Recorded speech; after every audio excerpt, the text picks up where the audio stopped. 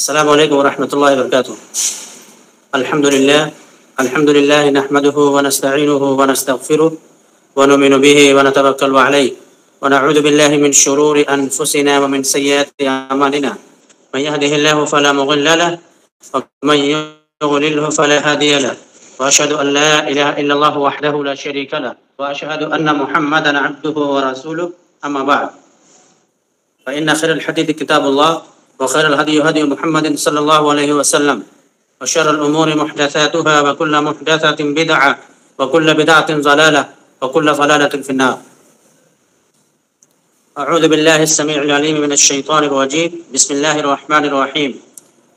الذين آمنوا ولم يلبسوا إيمانهم بظلم أولئك لهم الأمن وهم مهتدون. وقال النبي صلى الله عليه وسلم: وعن ثوبان رضي الله تعالى عنه قال: قال رسول الله صلى الله عليه وسلم: يوشك الأمم أن تداعى عليكم كما تداعى الأكلة إلى قصعتها. فقال قائل: ومن قلة نحن يومئذ؟ قال: بل أنتم يومئذ كثير ولكنكم غثاء كغثاء السيل، ولينزعن الله من صدور عدوكم المهابة منكم، وليقذفن الله في قلوبكم الوهن. فقال قائل: وما الوهن؟ قال: حب الدنيا وكراهية الموت. برادران اسلام، جیسا کہ آپ لوگوں کو معلوم ہے کہ آج کے درس کا عنوان ہے ہماری ذلت کے اسباب کیا ہیں. تو محترم سامعین کرام، آج دنیا میں مسلمانوں کی تعداد تقریباً 180 کروڑ ہے، یعنی دنیا کا ہر چوتھا آدمی مسلمان ہے. لگ بھگ 58 ممالک کے حکمراں، 58 ملک ایسے ہیں کہ جن کے تاجدار، جن کے حکمراں مسلمان ہیں. لیکن اس کے باوجود نہ تو ہماری کوئی اہمیت ہے، نہ ہی ہمارا کوئی وزن ہے. جس کا جب بھی جی چاہے ہمارے اوپر چڑھ دوڑتا ہے اور ہمارے ساتھ ہر ناروا سلوک کو روا و جائز رکھتا ہے. مسلمان صرف احتجاج کر سکتے ہیں.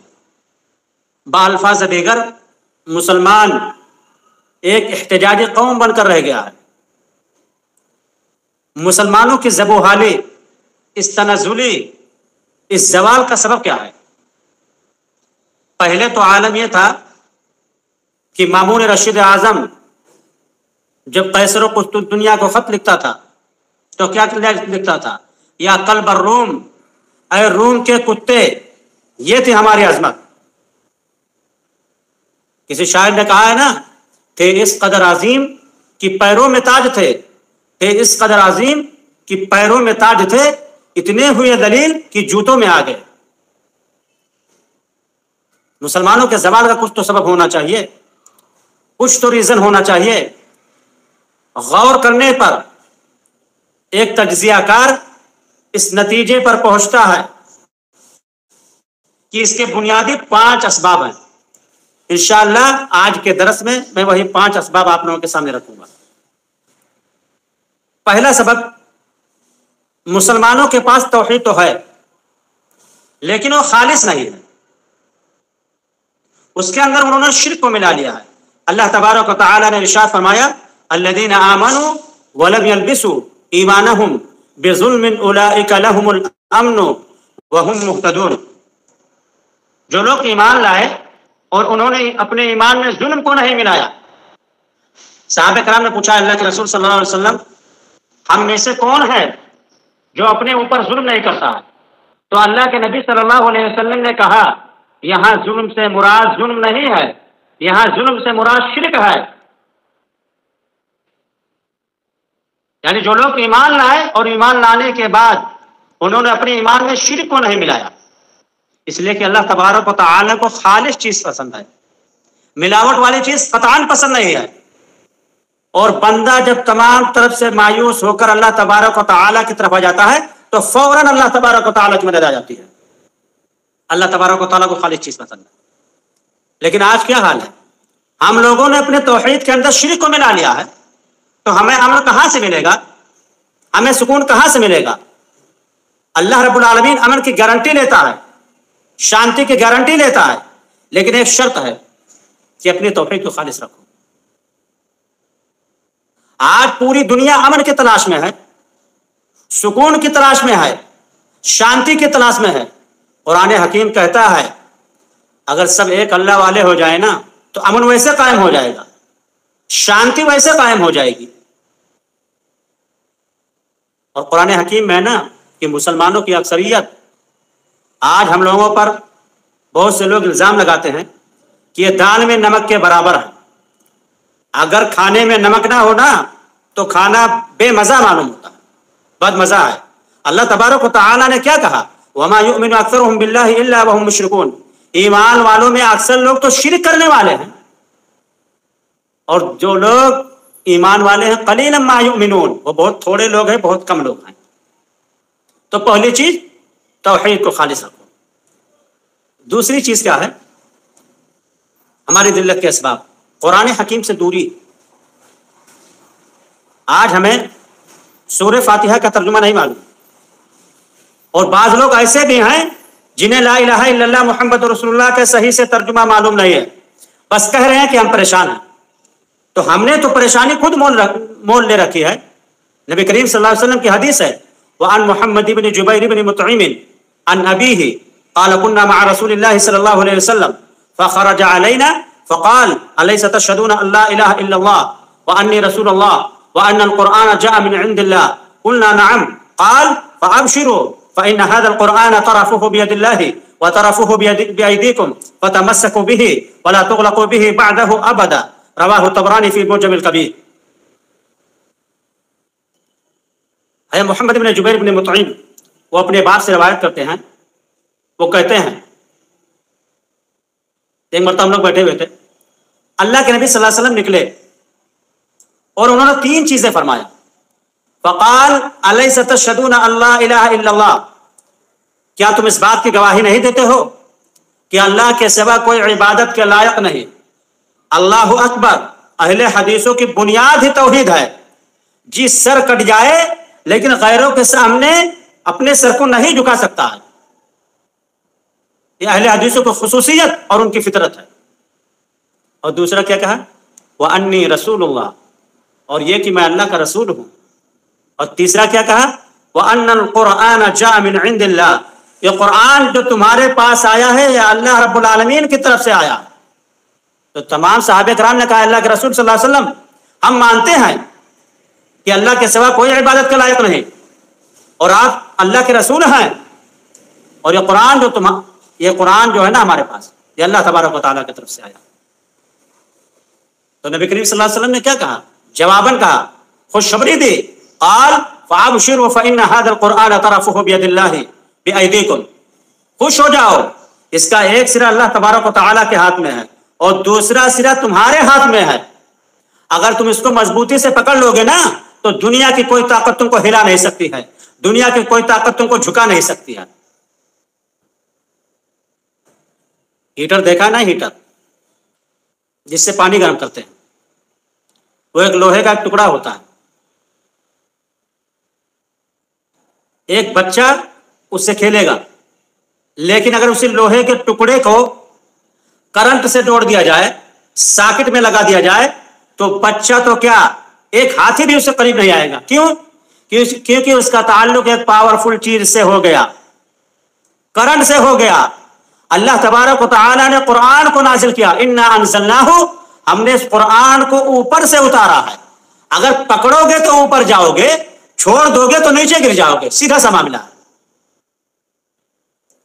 قرآن حکیم سے دوری کا عالم تو یہ ہے نا، معمولی سورہ کا ترجمہ ہمیں نہیں معلوم ہے۔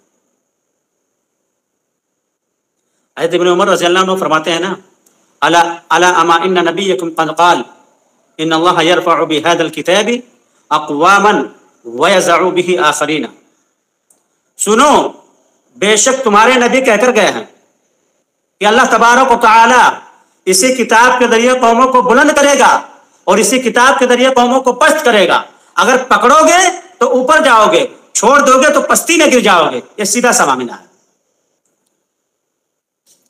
صحابہ کرام جن کے پاس کچھ نہیں تھا، ہم لوگ 10x10 کے مقام کے لیے ترستے ہیں کہ ایک چھوٹی سی جگہ ہو جائے. صحابہ کرام جن کے پاس کچھ نہیں تھا، بکریاں چرانے والے، اونٹ چرانے والے، کھانے کے لیے کچھ نہیں تھا، رہنے کے لیے صحیح سے جگہ نہیں، کوئی تہذیب نہیں، کوئی تمدن نہیں، کوئی یونیورسٹی نہیں، کوئی کالج نہیں. یہ قرآن تو آیا. صحابہ کرام کہاں پڑھتے تھے؟ صحابہ کرام ایک چھوٹی سی مسجد میں تھے نا، مدینہ کے اندر، اصحاب صفہ، اسی چھوٹی سی مسجد کے اندر تعلیم حاصل کرتے تھے. اور اس مسجد سے نکلنے والے جتنے بھی لوگ ہیں سارے کے سارے ریئل ہیرو ہیں. اور مسجد کا حال جانتے ہو کیسا تھا؟ مسجد کی جو نا چھت تھی وہ کھجور کے پتوں کا، اور مسجد کی دیواریں مٹی کی، اور مسجد میں جو پلر لگے ہوئے تھے نا وہ کھجور کے تنے تھے. لیکن اس اسکول سے نکلنے والے سارے کے سارے ریئل ہیرو ہیں. میں یہ کہتا ہوں واللہ کی قسم، اللہ کی قسم، اگر دنیا کی تمام یونیورسٹی مل کر، دنیا کے تمام کالج مل کر ایک صحابی بنانا چاہے نہیں بنا سکتے. صحابہ کرام نماز پڑھتے تھے نا تو پیشانی پہ مٹی لگ جاتی تھی. کیوں؟ جب بارش ہوتا تھا نا تو پانی ٹپکتا تھا، آج پورا فرش گیلا ہو جاتا تھا. صحابہ کرام سجدہ کرتے تو پیشانی میں مٹی لگ جاتی تھی. لیکن اس مسجد سے نکلنے والے سارے کے سارے ریئل ہیرو. میدان جنگ میں کھڑا کر دیا گیا، بہترین سپاہی ہے. گورنر بنا دیا، گورنر ہے. سی ایم بنا دیا، سی ایم ہے. اسی قرآن حکیم کی برکت سے اللہ تبارک و تعالیٰ نے پوری دنیا ان کے حوالے کر دی. میں نے بتایا نہیں کہ 58 ممالک کے حکمراں مسلمان ہیں، 58 ممالک کے حکمراں مسلمان ہیں. یہ سب صحابہ کرام کی برکت تھی جو صحابہ کرام دے کر گئے تھے. ہم اس کو سنبھال نہیں پا رہے ہیں. انا للہ و انا الیہ راجعون. تو دوسرا سبب قرآن حکیم سے دوری. تیسرا سبب کیا ہے؟ سنت سے دوری. اللہ تبارک و تعالی نے سورہ نور کے اندر ارشاد فرمایا فَلْيَحْذَرِ الَّذِينَ يُخَالِفُونَ عَنْ أَمْرِهِ أَن تُصِيبَهُمْ فِتْنَةٌ أَوْ يُصِيبَهُمْ عَذَابٌ أَلِيمٌ. ان لوگوں کو ڈرنا چاہیے جو رسول کے حکموں کی مخالفت کرتے ہیں کہ عذاب علیم میں نہ مبتلا ہو جائیں، یا وہ فتنے میں نہ پڑ جائیں، یا ان پر کوئی دردناک عذاب نہ آ جائے.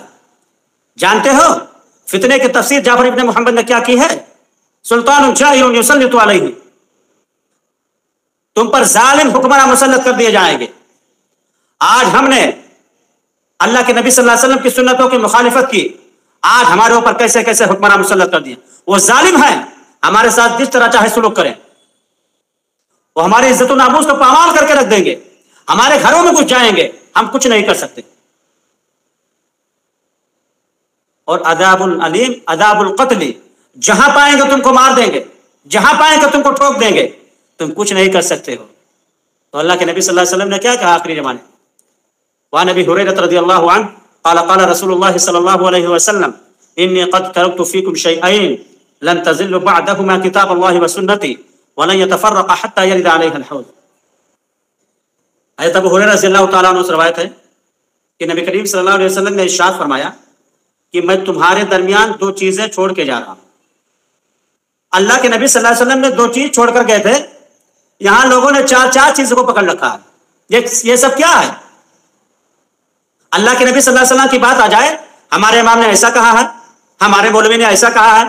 اللہ کے نبی صلی اللہ علیہ وسلم کی بات آ جائے تو آرڈر کیا ہے؟ اس سے پہلے والی آیت کریمہ پڑھ لیجئے، انما كان قول المؤمنین اذا دعوا الى الله ورسوله ليحكم بينهم ان يقولوا سمعنا واطعنا. اگر اللہ کے نبی صلی اللہ علیہ وسلم کسی معاملے میں بلائیں تو آپ کو کیا کہنا ہے؟ سمعنا واطعنا، ہم نے سنا، ہم نے اطاعت کی، بس. اس کو ایک حدیث سے پروف کر لیتے ہیں. وعن جابر رضی اللہ تعالی عنہ قال لما استوى رسول الله صلی اللہ علیہ وسلم فجلس على باب المسجد فرأى رسول الله صلی اللہ علیہ وسلم فقال تعال يا عبد الله بن مسعود. رواه ابو داود.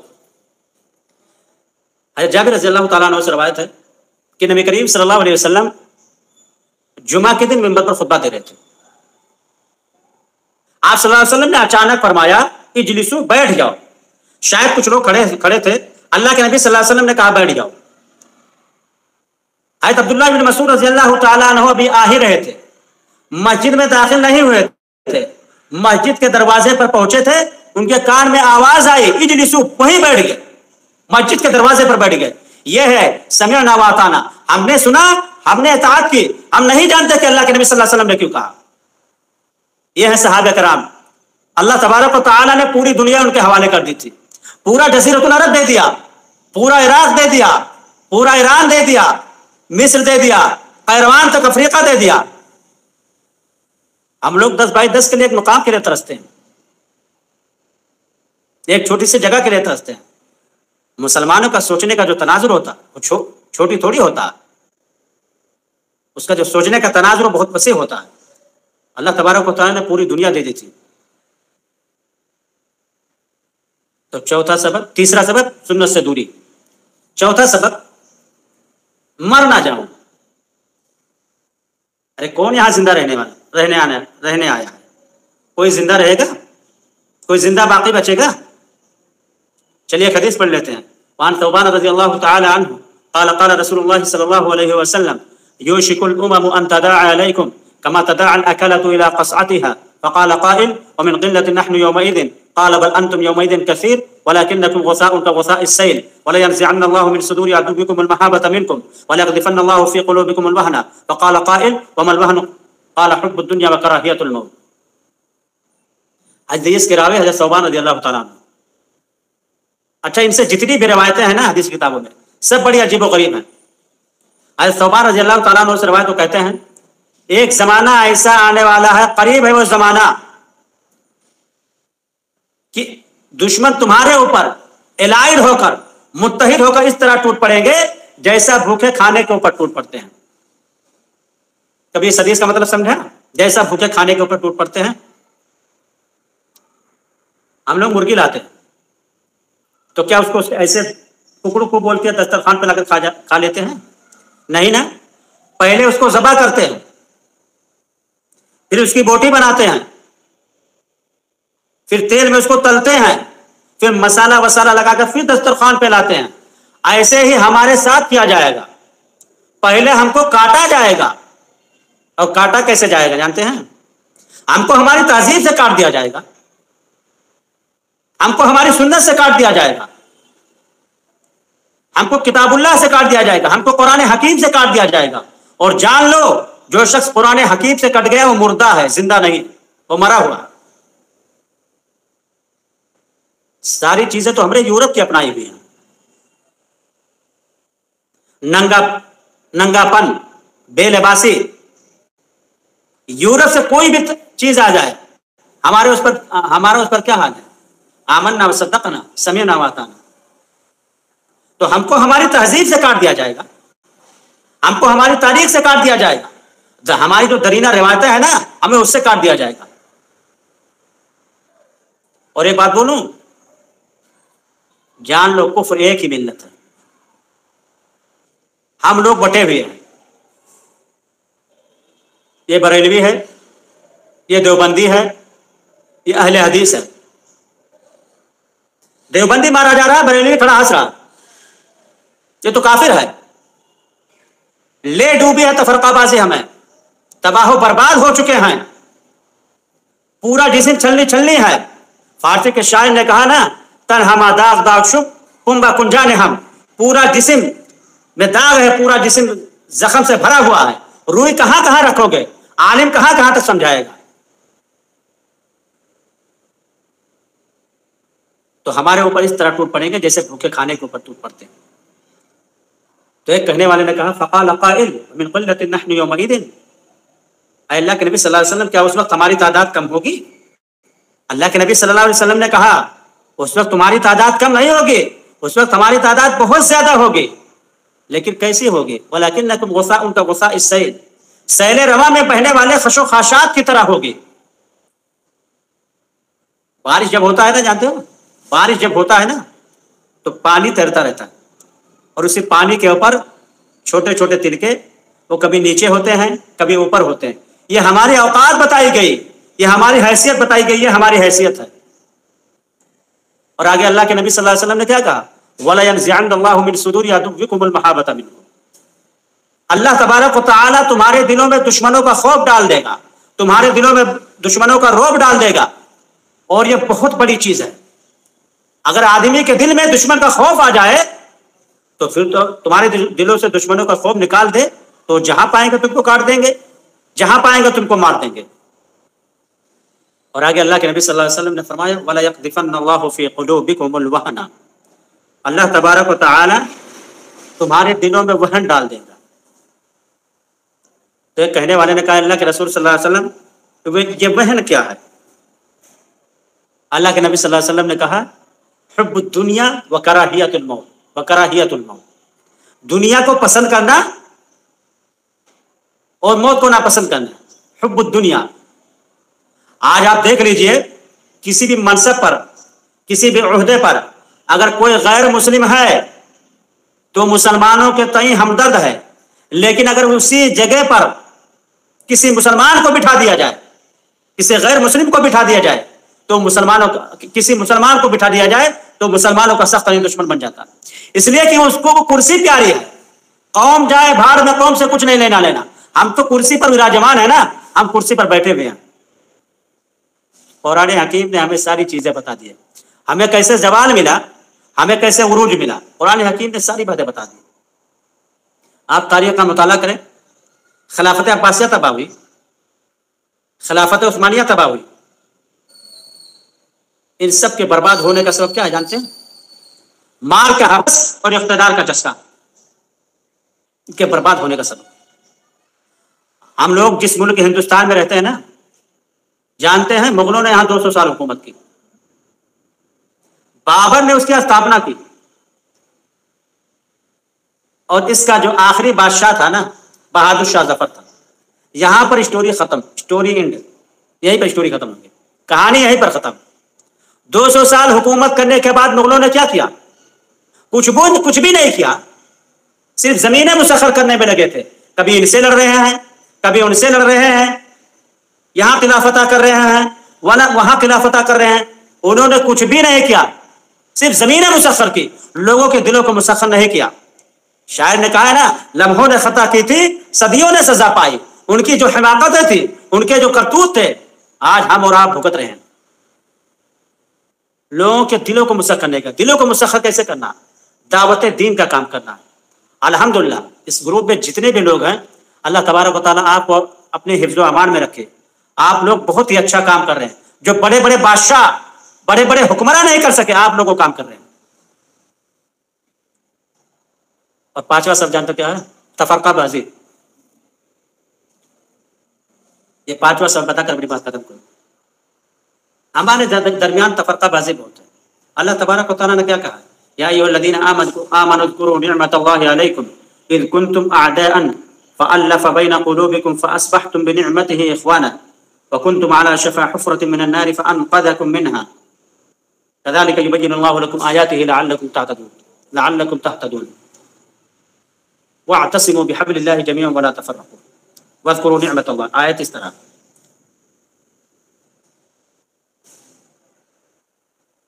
تم لوگ اللہ تبارک و تعالیٰ کی نعمت کو یاد کرو۔